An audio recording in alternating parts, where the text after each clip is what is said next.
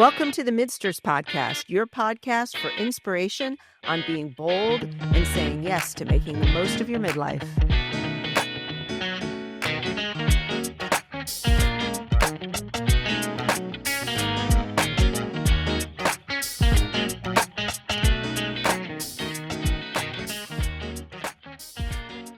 We're going to talk about cultivating awe. Yay. There's a lot of things that bring awe. I think most people think of nature. I think about having a baby. What do you think about awe? Actually, it's interesting that I would not have thought of the baby thing, but I will say this, I was born in the 1960s, and back then, they frequently would knock women out to give birth. So my mother would famously say that she'd never attended the birth of any of her children. Oh, because wow. She was out cold. So when my daughter was born, I actually invited my mother into the delivery room. And I remember her saying afterwards that that was the most awesome thing she had ever seen. She couldn't stop talking about it. And she just couldn't, like, the emotional response that she had to that moment, for me, cultivated awe, because I was in awe of how deeply she felt it. Right. And she was in awe of seeing it. Yeah. So yeah, having a baby, I totally think, awesome. Yeah, to me, that would probably be the biggest awe experience in my life. Not just the creating, but actually bringing this human being to life. And when I think of awe, I think of like spatial, like something that is so different and so far removed from the ordinary. And creating a baby and delivering a baby, that's not the ordinary. Mhm. That's not the way we walk through life. It is Well, it's the way women walk through life. Yes, it is. But it's just wow. It is one of those things that bring awe. It's a natural process that's so extraordinary in its commonality and simplicity, and yet earth-shaking, right? Mhm. Do you think people experience awe in different ways because of perspective of something that's huge, and then other people, maybe it's not? I mean, do you think awe across, we could look at Mount Fuji, and I think everybody is in awe of that just because I saw it last year, it's so imposing. Mhm. With everything around it. So you can't help but think, oh my goodness, wow. But there might be somebody else that lives in environments that maybe Mount Fuji isn't, they're not awestruck with that. What do you think? I think there's a relative subjective composition to it. Yeah. I do think it's because awe, I think it's an experience that transcends the ordinary. It's an experience where you are taken out of your normal mental, emotional state to experience something new and different. And that, by nature, is going to be different for everyone. Right. I think one thing I think is very interesting is a lot of men and some women, but more a man thing, experience awe through watching sporting competition. They, seeing another human being do something that's really extraordinary, that is really an achievement physically that most people don't attain. Men, I think, truly relate to that. And as I said, some women do too, but I think that's more of a thing that men relate to. Right. I think women maybe respond a little differently to a baby being born, or respond a little differently to more natural things, natural phenomenon. Yeah. An absolutely gorgeous sunrise can inspire awe. Oh, definitely. I think nature leans itself to us being able to experience awe. I also think that you can find awe in the ordinary, well, not the ordinary, but things that happen. Music is all around us. I think of finding awe in creativity. And I'm going to throw out Harry, who plays about every instrument, composes his own music, writes his own lyrics. I am in awe of Harry and the creativity that he has. So I think we can find awe, because that's not the ordinary. That's not me. Mm-hmm. So I think creativity, I think art. I think we can think about the Renoirs. um, and the different art that speaks to you. I'm in awe of some of those pieces. And I often feel a sensation of awe when I travel, especially when I travel someplace where there's, a history and a deep history, a long history of humankind that's revealed. Because to think and, I was recently in Portugal and not I it actually was not my favorite place on earth, right? But I still felt a lot of awe thinking people have walked on these streets for hundreds of years, way longer than the United States has been in existence. Right. People have walked in these streets. Some of the buildings were hundreds of years old. And, the customs that have been handed down. There's something very awesome about that continuity that really struck me. And that's the thing about awe, it strikes you. Yeah. It really makes you pause. It makes you stop and think in a way that you don't usually think. Right. And it has staying power. You're right. Travel does that. I think Travel about the absolutely does that. pyramids. I think about when I go back to Scotland. As you know, I have a lot of family in Scotland. My mother's from Scotland. And I literally remember the time I first looked at a castle and found out the year it was built and realized there was no electricity. Like, they cut all this stone, they put this entire castle together and had no electricity. That left me in awe. Mm-hmm. My favorite awe, and I was just telling Elizabeth this during our break, is I, in recent years, decades actually, have found awe in stories of people's resilience. Mm.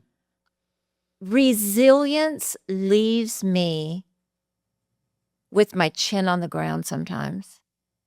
The people, the struggles, the challenges, the grief, the hurt, the pain, the obstacles that people go through. And they're resilient and joyful and thankful and have gratitude.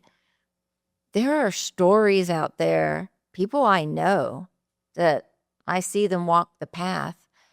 That leaves me in awe. Mm-hmm. It really leaves me in awe.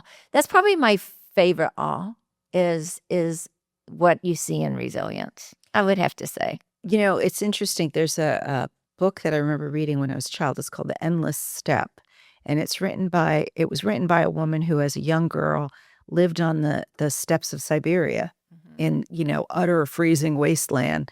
Her father, I think, was sent off to serve in the war, and they struggled. And she talks in the book about, wrapping their feet in rags because they didn't have shoes, and just such resilience growing up in that way. And the book really stayed with me. And so when my daughter was around the age that I had been when I first read it, I got this book for her. And her response to it was incredible. She read the book, and when she was finished, she put it down and she said, "Mommy, I need to write to this author right now. I need to tell her that I loved this book." Aw. And that's the awe. Even children sometimes can get that sense of awe from understanding or being exposed to another person's extraordinary experience of life. Yeah. And it That's resonated neat. with me. So I actually looked the author up. She was still alive at the time, but I think probably she was quite old. And so Lindsay wrote to her. She never heard back. But I still appreciate it that it had such an impact on her. That was awe. When I think back, and I've thought about this not often, but I do think about it. When was the first time I felt awe as a child? And it all kind of came together at the same time. One is when I realized the tadpoles that I caught turn into frogs, and the caterpillars turn into butterflies. I was like, now what? Like, that's all for me. I was like, really? That's what happens? That left me in awe. And those are probably two of the younger experiences that I remember, like raising my eyebrows and thinking, wow, that's awesome. I think the interesting thing is that experiencing awe actually has positive benefits for us, right? It actually increases your mood. it has a calming effect. It's really good for your sense of connectedness to the world. It makes you feel more whole. And so awe experiences are actually really important. That's why when you actually do have that feeling of awe, don't you feel elevated? Yes. Like your mood goes up and you're like, Yeah. wow. And you'll talk about it for days afterwards. For some reason, there's this emotion that I feel as well that it doesn't always fit into it, but it does, it's hope. So I don't know exactly why, except in the resilience piece to it. But when even looking at Mount Fuji last year, somehow knowing that something so imposing, something so much greater than myself and everything around it, there was this feeling of hope. I think it also connects you to your humanity because we're small things in a very big world. And there's actually kind of a comfort in embracing that. I The agree. world is much bigger than we are. And there's so much happening that, like, pausing to reflect on that. I'm not sure I'd use the word hope, but I definitely think that there's a sense of comfort that I take from that. Definitely. I think awe also is the antidote to narcissism. Yes. Oh, yeah. Right? Absolutely. Because all of a sudden something's much bigger than that narcissistic feeling, Right. or thoughts that somebody might have. So it is kind of like, Yeah, if I you think can't experience awe, you're probably a narcissist. Do you think people can cultivate awe? I do. Where would you look? Oh, I think in your everyday experiences throughout your day and the life that you walk in, you could probably see awe. I can think of one just that recently happened. So I have just started training for this sprint triathlon. I think I'm just going to do the swim piece, and I just got into the pool. But I have been walking and exercising, and I'm doing some running. And I was on a street that is a very difficult hill to walk or to run, and it's 26th Street, if you know that street between Military and Glebe. I saw an individual, maybe recovering from a stroke or something, but had a limp and a little bit of drag, and they were doing a short jog up this hill, like big hill, almost a mountain. And I saw awe in that. So I think if we open our eyes to see what other people are doing and what our environment is showing us, we can find awe. I know that that's probably not the spectacular nature awe that you might be referring to, but yet that was human awe to me. I was finding awe in a human that was doing something extraordinary. Would I be doing that? It's probably something permanent and not an injury, but they were doing it. And it just made me pause. Also, I think you go back in nature and look at those tadpoles and the caterpillars, and you can find some all there. I mean, nature is definitely a place to experience awe, and I think to some extent that requires actively going out to engage with it.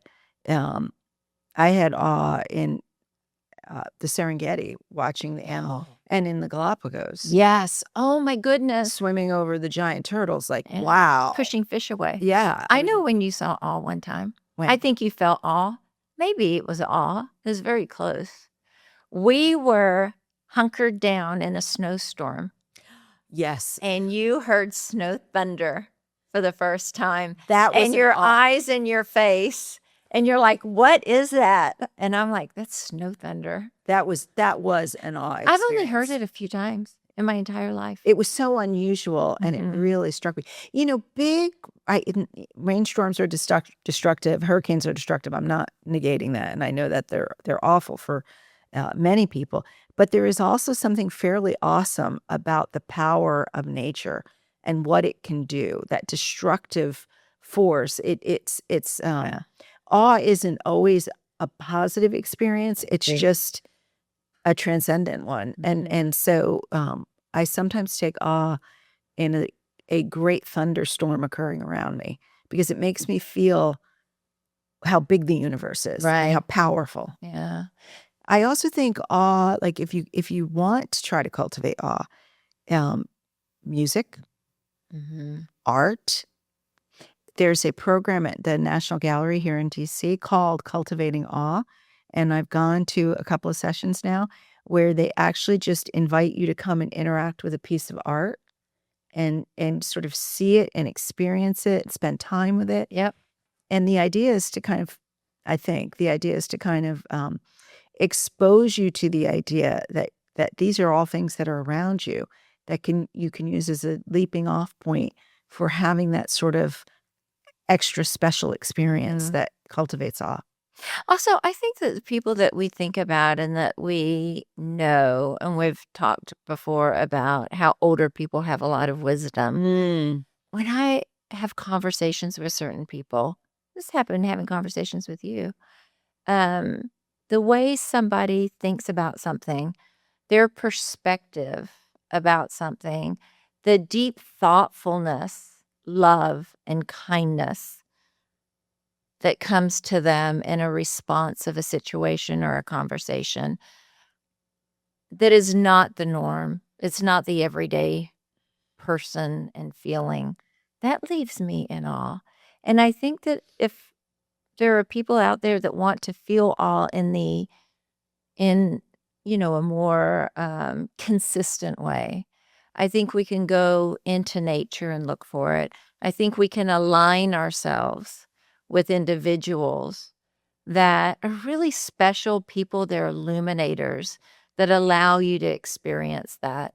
I think there's a lot of people that feel divine presence in certain situations, religious search situations, or retreats, and different things that also would probably say that divine present feeling of the Holy Spirit would be something that they would describe as awe. Cultivating awe. Yeah, Yeah. being awe. Yeah.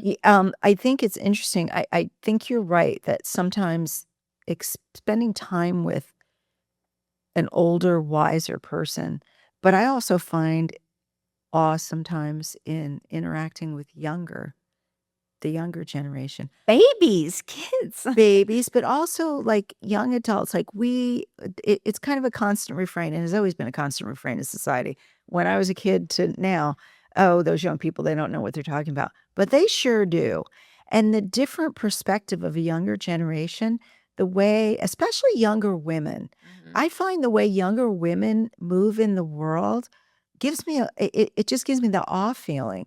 Like, they look at things so differently than I did when I was their age, and the thought that society has shifted in a way that allows them to think differently, I find some awe in that. When you're talking about that and thinking about the younger and what do they, bring to society that might bring on, and exactly what you're saying is sometimes we are in awe of them. I think over the last decade, it's more than that. We can go way back to the 60s. It's the college campuses. It is that younger generation that's brave enough, has enough courage to stand up for what they think. And it does leave the older generation a little dumbfounded that there is this movement, this think tank. I think of them as a think tank almost. These activists that are standing up for their rights and actually are leading a way of thinking. So, yeah, it is easy to poo poo like a young person. They haven't lived, they don't know. But when we look back in history, a lot of times they're the ones that have Leading the change. started, yeah, that have Absolutely. started the change. So, yeah, sitting back and admiring that as well.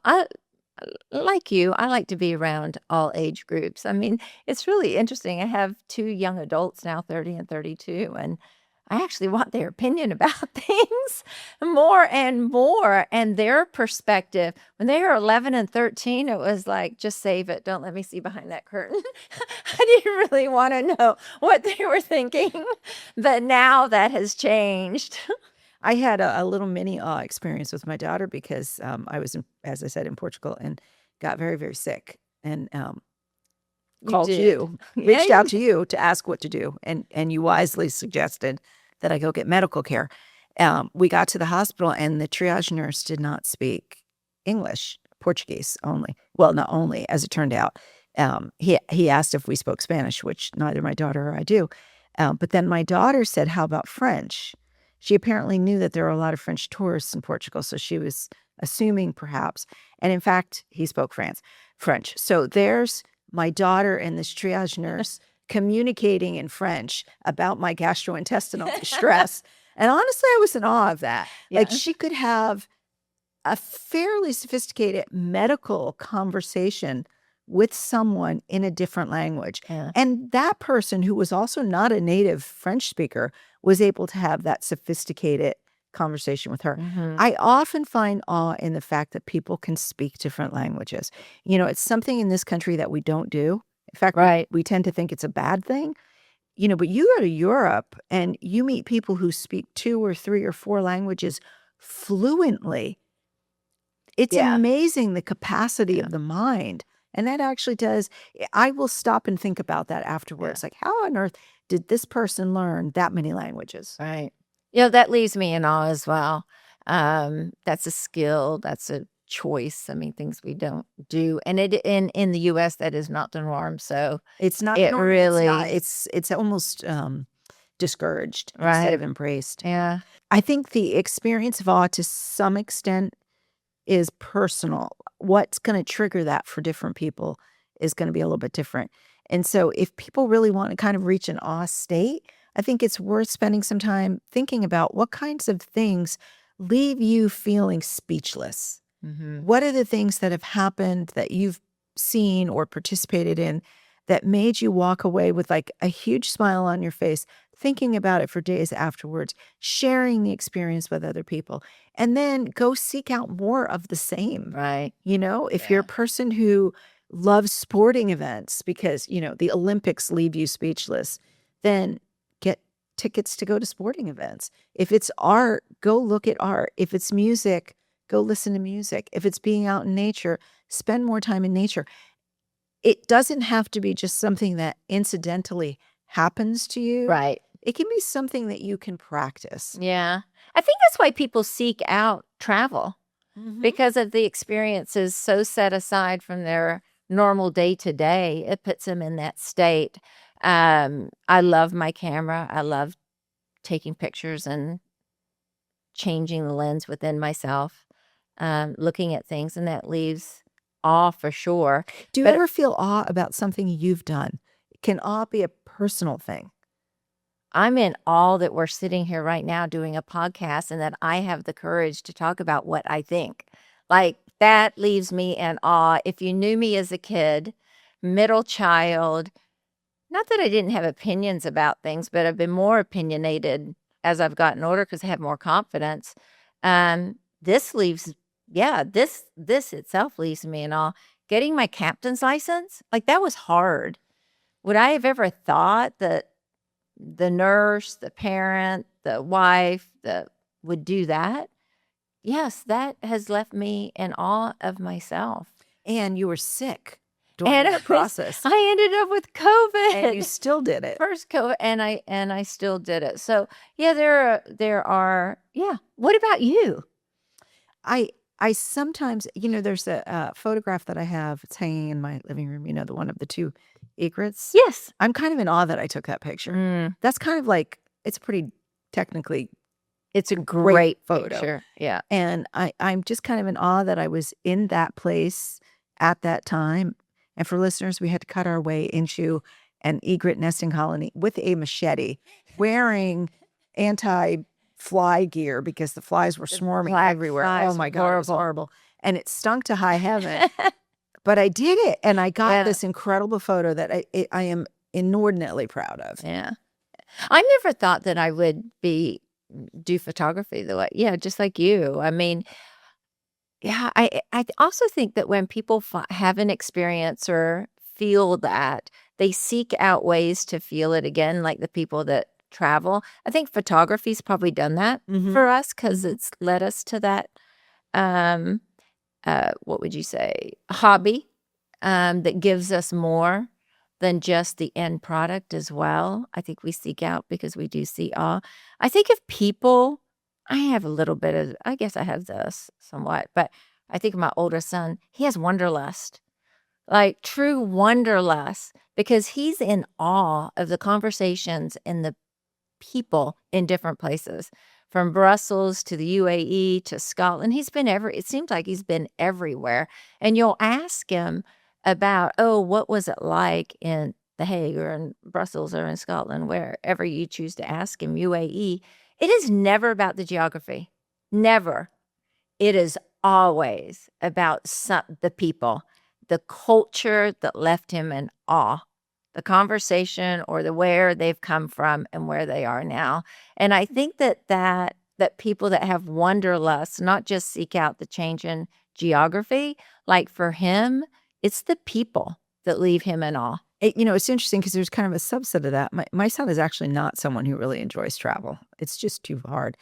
But I am in awe of his ability to meet people and make friends. Yeah. He's one of these people who's never met a stranger, but like he never forgets either. He just loves the experience of being with people. And for me, as someone who's a little more, I'm actually shyer than I seem. Yeah. I find that I find awe in that. I find awe in someone who can just embrace all kinds of different people all the time, Yeah. without any anxiety about it, because I have anxiety about it. So in that way, awe is very personal. Yeah. What It's my favorite kind of awe is in humans. Like I said, like with resilience. I mean, nature and all of that as well. But really, my favorite awe is the awe that I get from seeing individuals and their human experience. I think of my husband. He doesn't like me talking about him. Um, an incredible, incredible man who lives with chronic pain. I am in awe about the way he wakes up and he lives life. He will tell you he is the luckiest person he has ever met. I'm in awe of Robert's mindset. It's extraordinary. It's set aside. It is unbelievable. And a lot of it is cultivated. That awe that I have for him, I would say it comes from his cultivating the gratitude of what he has in life in spite of the pain and the obstacles. I mean, he had to leave college and was in a wheelchair, he's 19 years old. He went back and he went back again and he went back again. But I think the human experience and going back to the resilience and hearing, people's struggles and challenges, not just that human experience, but using your son. You just said one about how he's so personable, but also the creativity in the music that he produces. And I think of art. It is the human. Nature, yes, but humans, I'm not giving up on them. Shall we see what thoughts Elizabeth has about Yes. awe? Are you awe-inspired by this conversation, Elizabeth? Yeah, I am. Actually, I normally ask questions, but if you're okay with it, I was going to tell a story. Oh, Yes. please. Yes. It starts sad, but I promise it has a happy ending. So my husband and I, we came into our relationship with a daughter each. They're now 11 and 14. But for the first 2 years of our marriage, we struggled with getting pregnant. And I had 4 miscarriages during that time.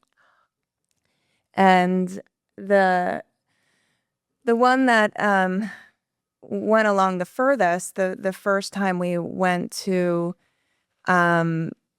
see the heartbeat and hear the heartbeat, everything looked great, everything looked fine. Our second appointment, when we went back, it wasn't there anymore.